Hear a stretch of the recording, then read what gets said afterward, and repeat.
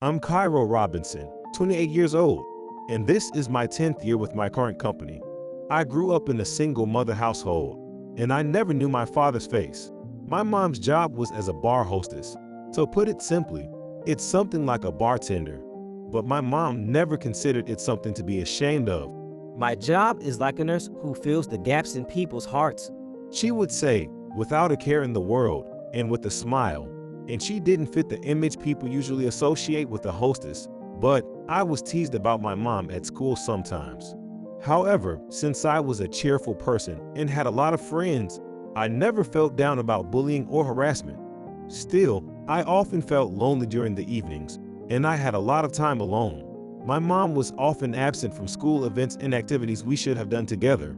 Seeing my friends' families, I felt the absence of my father and asked my mother about it. "Hey, where's my dad?" And she, with a troubled look, would reply, Your father is far away, and we can't see him often. But don't worry, honey, I won't let you feel lonely. she said, gently stroking my head. It left a strong impression on me. Time passed, and one day, while I was cleaning the house, I accidentally dropped a box filled with my mom's trinkets while cleaning the shelf. Shoot, I thought, but the lid opened from the impact, and the contents spilled out.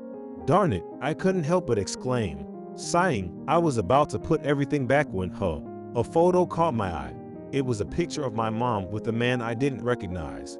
She looked young and beautiful, leaning against a man who looked well-to-do in his fine clothes.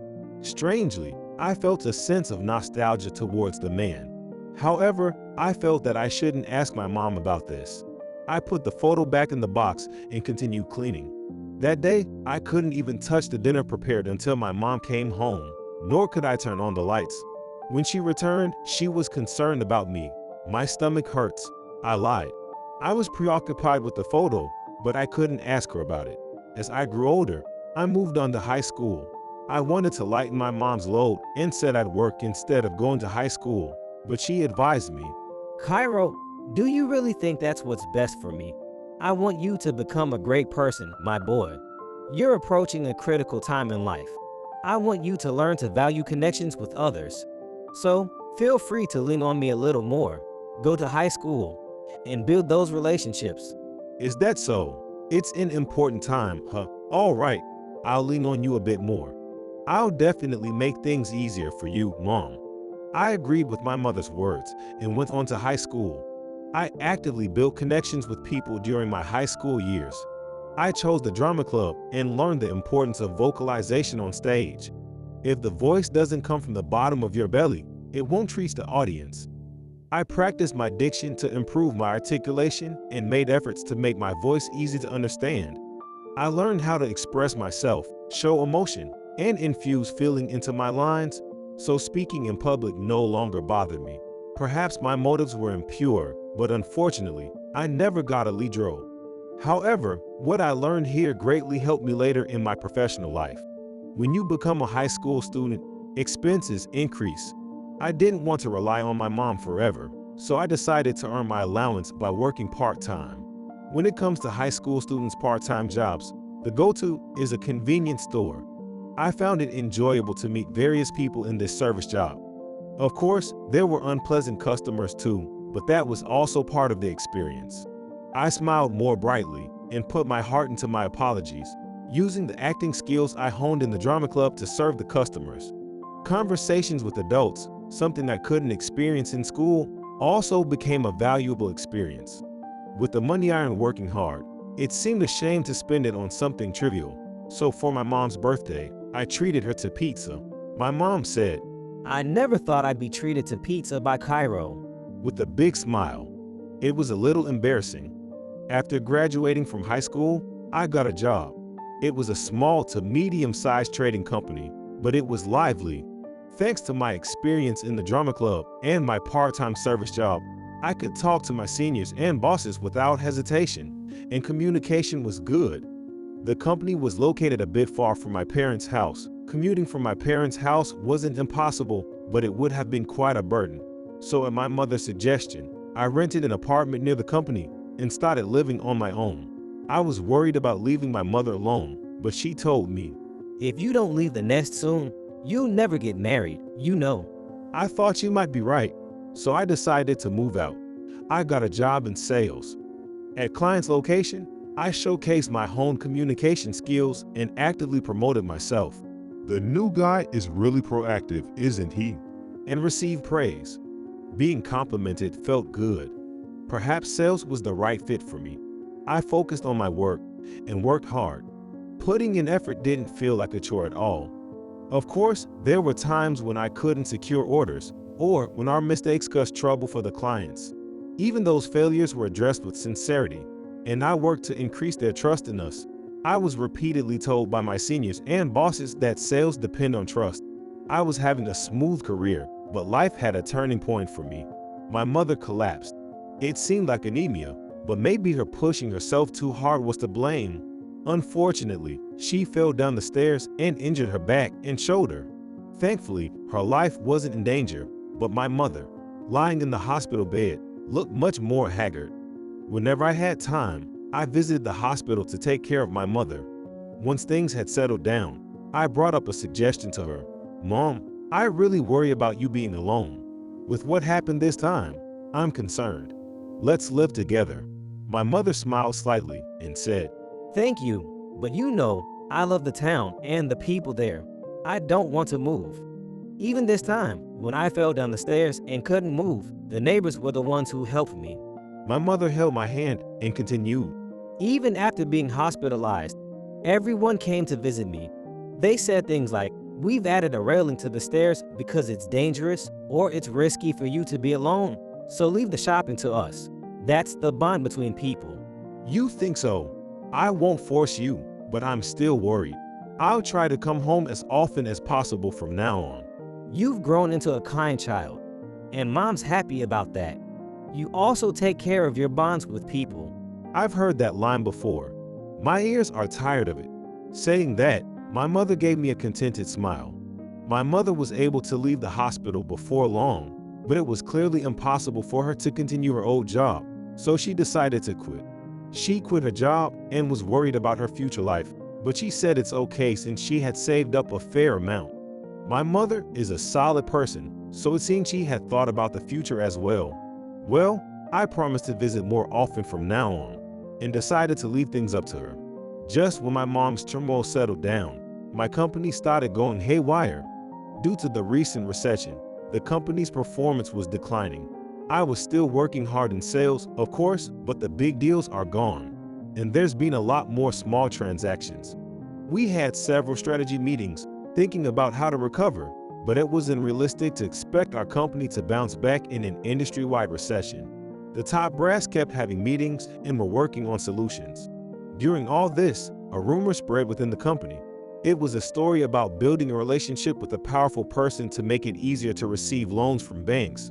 To be honest, I couldn't agree with this plan, but there was no way that an opinion of an ordinary employee like me would carry.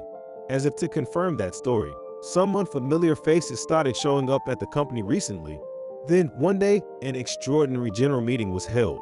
Among the executives, including the president, who were lined up, there stood a woman I'd never seen before. She looked like a well-off middle-aged woman, and the way our executives were fawning over her told me that she must be of quite high standing. The president began to speak. "Well, we've decided to bring in a consultant from outside the company. I'll introduce her shortly, but Miss Clark here has graduated from a domestic university with excellent grades and further accumulated experience in an international business school. She's an outstanding consultant. I believe she can break through our current situation. Now, Miss Clark, please go ahead." The introduced Miss Clark took the microphone. She looked around at the employees. I thought she seemed a bit intimidating. My name is Posey Clark, as the president introduced me earlier. Speaking from my overseas experience, I feel that American companies often have a lot of waste. I believe that by streamlining these inefficiencies, we can turn our company around. Bold decisions might be necessary for this. However, I'm prepared to endure difficulties with you all. Let's work together to rebuild this company. I look forward to working with you. Her strangely overconfident attitude actually made me suspicious. Cutting out the waste means downsizing, doesn't it? It seems like a simplistic idea, but I thought this person might just do it. This intuition proved to be right. First, early retirement was offered to employees over 50 without specific titles.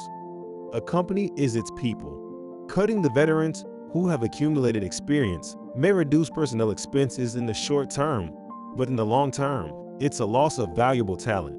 With the veterans gone, who's going to train the young folks? Even I can see this is a foolish move, but the higher-ups didn't say a thing. Far from it, they're following Miss Clark around like a goldfish's droppings, buttering her up.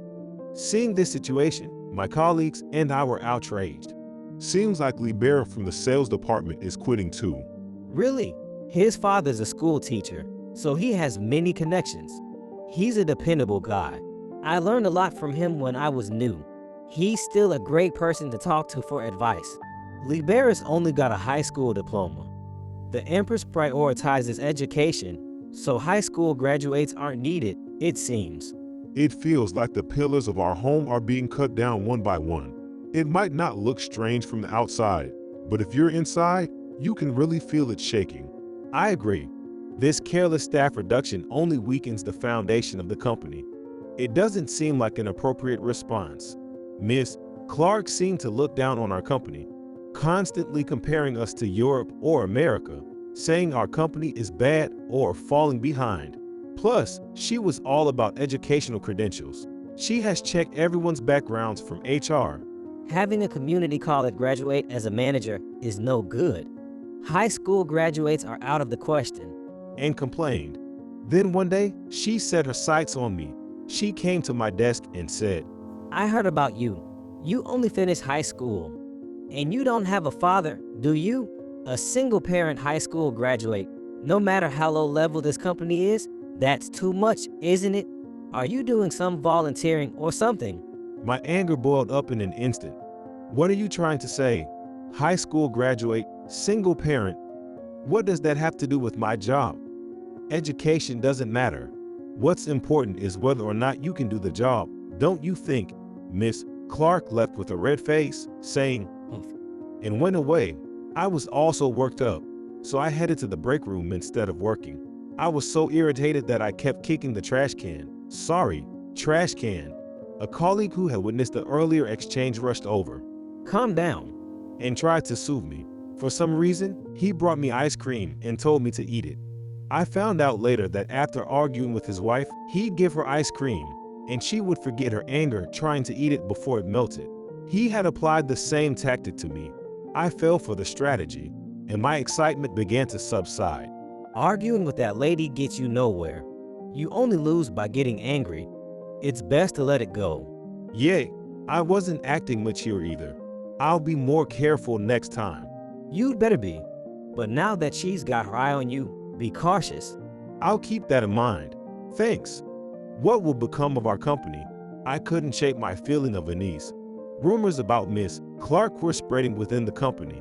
Her name was Posey Clark, and people wondered if she was the daughter of the influential Jack Clark.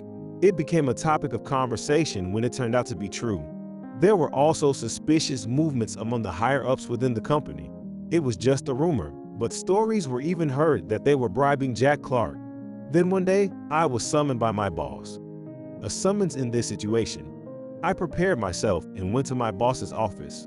Miss Clark was sitting next to my boss. When I entered, she gave her usual haughty. A chill ran down my spine. I was encouraged to sit, and I faced my boss and Miss Clark. Thanks for coming. Without delay, due to internal personnel adjustments, you're being transferred from your current sales department to the general affairs department. You've got 2 weeks for the handover, so start getting ready. What? A sudden transfer? And to the general affairs department? I was honestly surprised, at least in terms of sales performance. I thought I had a record that left no room for complaint. The general affairs department, a company's errand runner, is like the company's garbage disposal area. A transfer to such a place seemed nothing short of harassment. As I stayed silent in the face of this unreasonable treatment, Miss Clark began to speak with a triumphant look. That's what you get for talking to me like that. How dare someone with only a high school education take such an attitude with me? Know your place. If you don't like it, you can quit. In my view, you're like bad debt to the company. Understood. Please allow me some time to think. Excuse me. I left the room without waiting for my boss's response. From the room, I heard Miss Clark's laughter. Hearing that voice, I made up my mind. I'll quit this company. Colleagues who sensed something was wrong gathered around me as I returned to my seat. What's going on? I can tell by the look on your face. Well, it's just as you might expect. I've been transferred. Destination, the General Affairs Department. My surrounding colleagues were shocked. General Affairs? Why would you be sent there when you've been doing well in sales? It's clearly a retaliatory move. This company is done for. What are you going to do? There's no way you'll accept the transfer, right? I answered, I've put off my reply for now, but I told them I have some farts. I was confused when they suddenly said all that, but I was glad that everyone was worried about me. I thought this must be the result of cherishing the bonds with people, like my mother always told me. A few days later, I gave my answer. While I'm grateful to this company for hiring me straight out of high school, I can't forgive their current treatment. I feel confident that the sales skills I've developed at this company will serve me well even if I change companies. The regular morning meeting ended, and as everyone began their work, I headed to my boss's desk. I knew my actions were drawing everyone's eyes. Manager, I have my response to last week's transfer notice. My answer is, I handed my resignation notice to my boss. Please accept it. Is this a resignation notice? Yes, that's my answer. Have you fought this rough? Aren't you rushing? My boss seemed a bit flustered. Then there was a commotion behind me. When I turned around, concerned, several colleagues had left their seats and gathered around the boss. Excuse me, I'll be quitting too. Me as well. I'm sorry. Funny, me too. We think alike, actually. Me too. In no time at all, resignation notices were piled up on the boss's desk. You guys, I muttered involuntarily. Is there really someone who can hand in a resignation notice with a smile? My colleagues spoke with smiles on their faces. We've been thinking about quitting this company for a while. If you're quitting, we're with you. We don't want to clean up the mess after you leave. My boss looked dejected, but it no longer mattered. There are handovers to do, but I feel like drinking right now. Well, that feels good. Let's pack up for today and head home early. Or, even though it's daytime, shall we go for a drink? After packing up our personal belongings, we all left the company together. The baggage was heavy, but our hearts were light. I suddenly remembered a scene like this from an old TV drama I'd watched. From the next day on, I was allowed to work from home. There was no need to come to the office for paperwork. The company didn't blame us for our mass resignation. I felt both happy and sad about this treatment, with mixed feelings. Anyway, I have no lingering attachment to that company, and I need to think about the future. At that time, 11 of us, including myself, handed in our resignation notices. Afterward, we met several times as a group of 11, discussing what each of us planned to do next. Wanting to cherish this bond, we decided to try starting a business together with these members. Fortunately, everyone was single and unencumbered, so opinions quickly aligned, and it was decided to establish a company. Even so, things didn't go smoothly, and we struggled a lot at first. Between the cost of office space and equipment, we were not only unable to pay salaries, but our expenses kept increasing. I was distressed and found myself drinking alone at a bar, pondering possible solutions when suddenly I felt a strong slap on my back. I turned around to find Mr. Turner, a former client from my previous job, exclaiming, Robinson, long time no see. Well, I'll be. It's been ages, hasn't it? Ages is an understatement. You suddenly quit, and it caused quite a stir over here too. Mr. Turner seemed to be in a friendly mood, possibly having enjoyed a few drinks already. Well, I apologize for that. I have my reasons. Is that so? So, you're alone. I'm by myself too. Let's drink together. Sure, I don't mind, but while I understood his enthusiasm over our unexpected reunion, I couldn't shake the feeling that he was being overly friendly. However, since we were no longer connected professionally, I decided to freely vent my frustrations to him. It's been tough for you, hasn't it? How about doing business with your company then? What? Really? Yeah, I have enough authority to do that. And your former company might be going under. You know. You don't say. Yes, it seems. Summarizing what I heard, it appeared that the long-rumored bribery involving a big shot named Jack Clark had been leaked from within the company. The IRS was auditing them, and there were even arrests. It seemed to be a serious situation. Thanks to Mr. Turner's intervention, our company got a chance to recover. Then, we started receiving contact from our former clients one after another. It seemed that Mr. Turner had pulled some strings for us. Feeling grateful, I called to thank him. Mr. Turner, this is Robinson. I want to thank you for all your support and assistance. I don't know what you're talking about. Well, I have connections too, and your name came up in conversation recently. Everyone said, tell us about Robinson's company. We want to switch too. Really? Is that so? Everyone loves you, Robinson. Work is ultimately about human connections, you know. Mr. Turner, I truly thank you for everything. What are you talking about? Anyway, everyone wants to see you, so let's go out for drinks soon. Yes, we'll do that very soon. All right, I'll be waiting then. I'm so grateful. Unexpectedly, I felt tears welling up in my eyes.